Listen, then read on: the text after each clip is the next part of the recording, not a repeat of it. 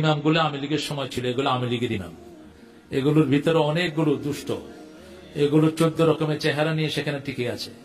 এই জন্য ওই সময় যেগুলো আছিল বড় বড় মসজিদে খতিব, এগুলোকে গর্দানা ধরে বের করে দেওয়ার। মুফাসসিরে কোরআন তিনি খুব সুপরিচিত বক্তা, তিনি সম্প্রতি একটি বক্তব্যে বলেছেন মসজিদের ইমামদেরকে গর্দানা ধরে ধরে বের করে দিতে হবে, কারণ তারা বিগত ফ্যাসিস্ট সরকারের দোসর।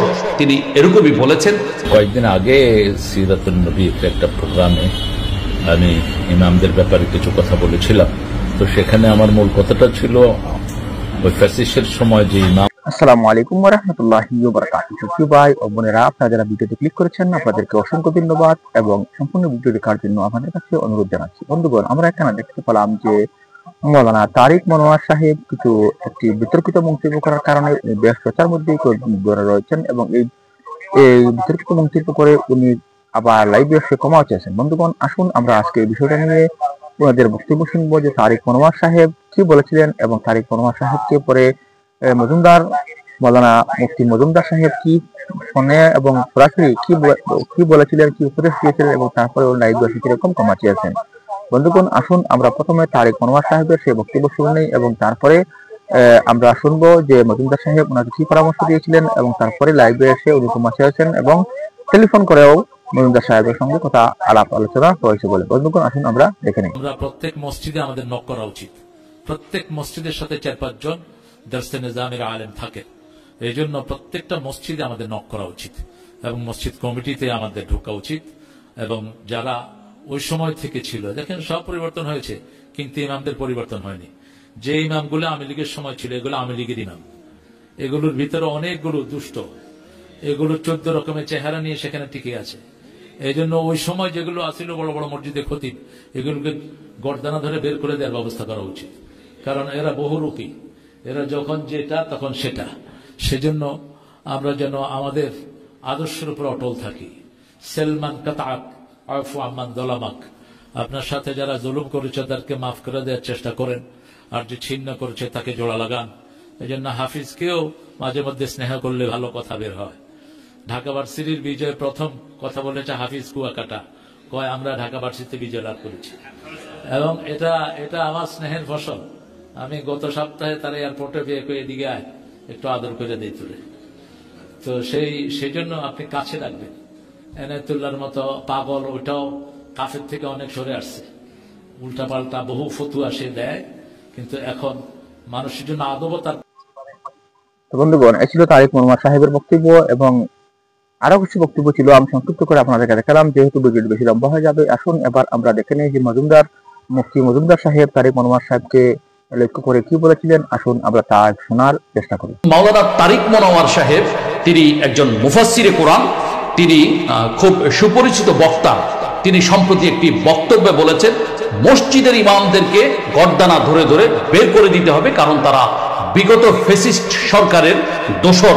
তিনি এরকমই বলেছেন। তিনি বলেছেন মসজিদগুলো দরসে নিজামের আলেমরা দখল করে আছে।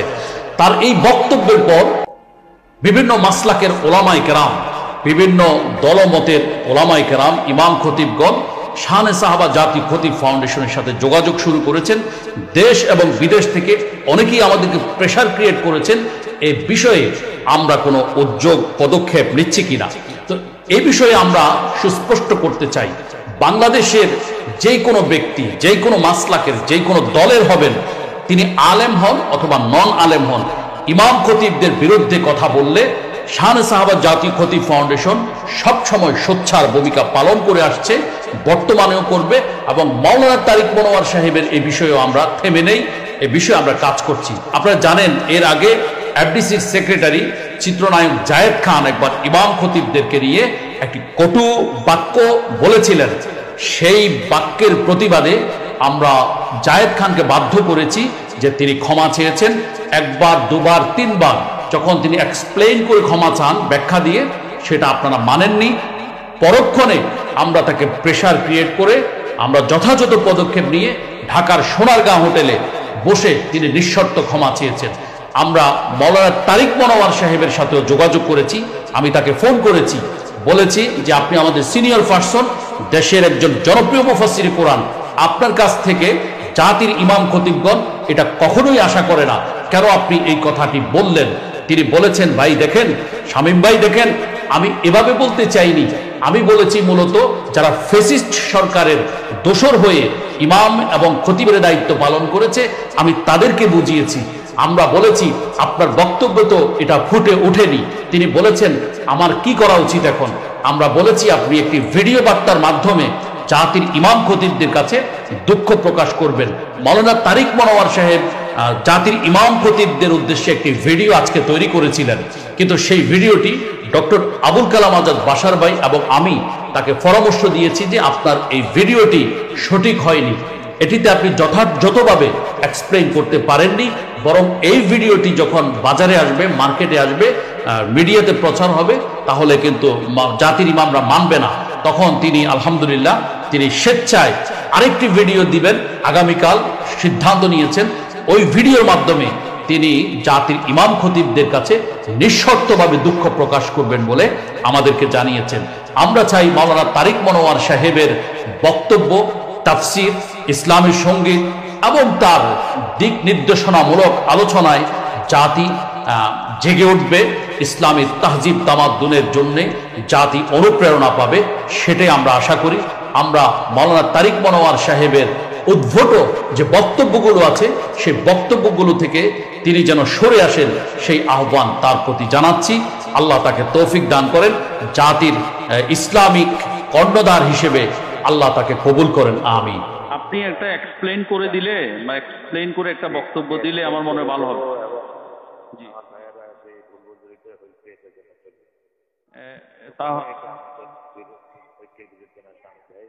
মানে আপনার উদ্দেশ্য ছিল কি আসলে ওই যে যারা ফেসিস্ট কানেক্টেড ইমাম খতিব,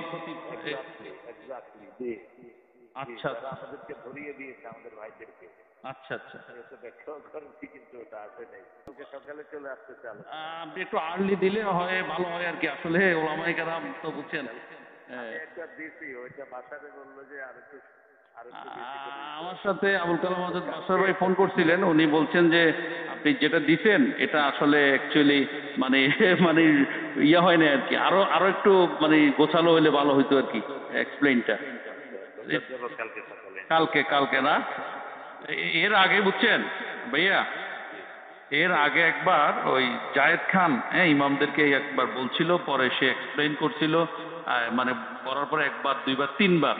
তো ব্যাখ্যা দেওয়ার কারণে হচ্ছে কি ওই আরো মানে সবাইকে তো আর বোঝানো যায় না, ব্যাখ্যা দিলে অনেকে আবার ওই ব্যাখ্যার উপর আলোচনা শুরু করে দেয়।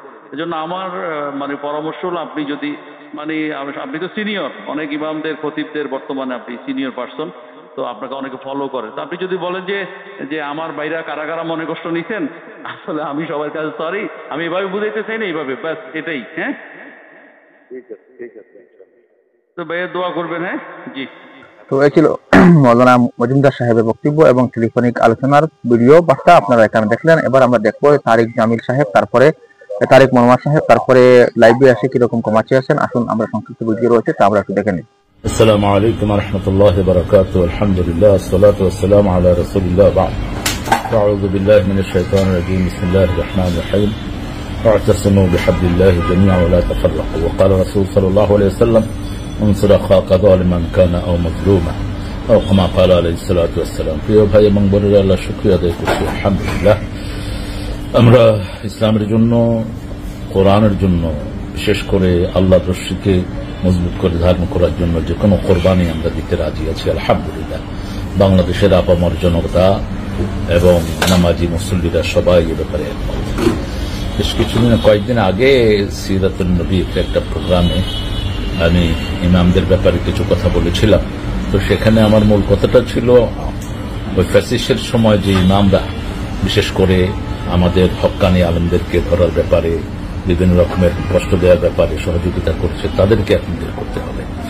তো এখানে দর্শে নিজামির কথা এসেছে, আমার ভাইরা হয়তো দুঃখ পেয়েছেন, আমি ক্ষমা সুন্দর দৃষ্টি আকর্ষণ করছি। দর্শে নিজামির ভাইয়েরা বরাবরই দেওবন্দ কোরবানিতে আজাদী আন্দোলনের শ্রেষ্ঠ ভূমিকা পালন করেছে, এটা অস্বীকার করার কোনো জো নেই।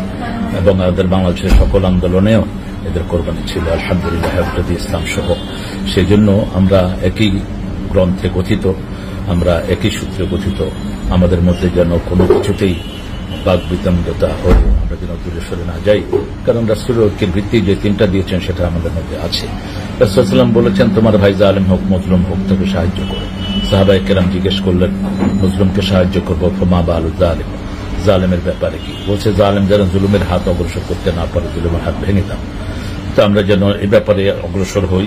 আমরা প্রত্যেক ওলামা হযরত, বিশেষ করে আমাদের দেশে দরসে নিজামী আলিয়া যত মসলকের যত ভাইয়েরা আছেন, আমরা যেন সবাই আল্লাহর কোরআনকে সামনে রেখে, রাসূল সাল্লাল্লাহু আলাইহি ওয়াসাল্লামের সুন্নাহকে সামনে রেখে আমরা অগ্রসর হতে পারি। আল্লাহ সেই তৌফিক আমাদেরকে দান করুক।